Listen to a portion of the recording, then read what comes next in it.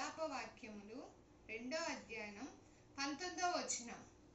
నీవు లేచి రేయి మొదటి జామున మొరపెట్టుము, నీళ్లు కుమ్మరించినట్లు ప్రభు సన్నిధిని నీ హృదయమును కుమ్మరించుము. అంటే దేవుడికండి మనమంట లెగంగానే అసలు మనం ఆయనకి మొరపెట్టుకోవాలంట. మన హృదయం ఎలా ఉండాలంటే ఆయనకి నీళ్లు కుమ్మరిస్తే ఎలా ఉంటుందో అట్టి రీతిలో ప్రార్థించాలని దేవుడు ఆశపడుతున్నాడు. ఎందుకు తెలుసా అండి? అది మన మంచికే. ఎందుకు ప్రతిదీ కూడా మనం వాళ్ళకి వీళ్ళకి చెప్తూ ఉంటాము, దానివల్ల ఏం ఉపయోగం ఉండదు.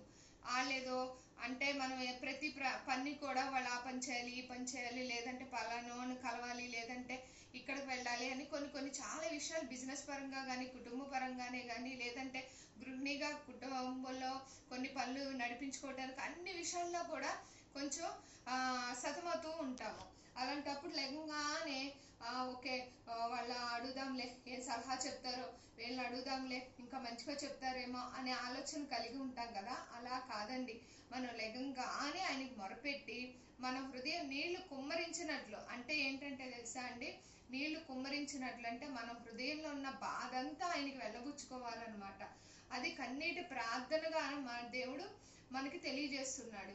ఎందుకనంటే మన హృదయంలో ఎంతో బాధ ఉంటే అది ఎవరు ఆపలేరండి. ఎందుకంటే ప్రతిదీ కూడా మనం మనుషులకు చెప్పి బాధపడి ఏడుస్తూ ఉన్నా కూడా మనకి ఏం ఉపయోగం ఉండదు.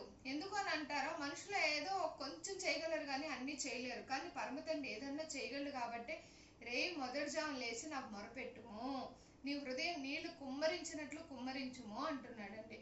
అంటే మన ప్రార్థన ఆయనకి ఆ రకంగా హృదయంలో నుంచి కనుక మనం ప్రార్థన కనుక చేసినట్లయితే దేవుడు ప్రతి దానికి జవాబిస్తాడండి. వాళ్ళకి ఏదో సలహా తీసుకుందాం, వీళ్ళని అడిగి ఏదో సలహా తీసుకుందాం అంటే ముందు లేకంగానే ఆయన కనుక మనం మొరపెట్టినట్లయితే అద్భుతమైన ఆలోచనలు ఇస్తాడండి. సొలొమోన్ గారు చూసారా, మరి యాకోబు 1వ అధ్యాయం 5వ వచనంలో ధారాళంగా అందరికీ ఎవరిని తోసివేసే దేవుడు కాదు, అందరికీ సమానంగా ధారాళంగా జ్ఞానం దయచేసే దేవుడు మనకు తోడై ఉన్నాడు. లేకంగానే ఆయనకు మొరపెడితే ప్రతి విషయాల్లో, అది కుటుంబాన్ని నడిపించుకోవటానికే కానీ, బిజినెస్సే కానీ, ప్రతి ప్రయత్నాల్లో కూడా దేవుడు మంచి జ్ఞానాన్ని మనకు దయచేస్తాడండి. ఆ జ్ఞానం ద్వారా మనకు వచ్చే ఆలోచనలు ఎంత అద్భుతంగా ఉంటాయో తెలుసా అండి. మనుషుల్ని అడిగితే మనం పొందుకుంటాము, కాదనము, కానీ దేవుడి ద్వారా పొందుకునే జ్ఞానం చాలా గొప్పగా ఉంటుంది.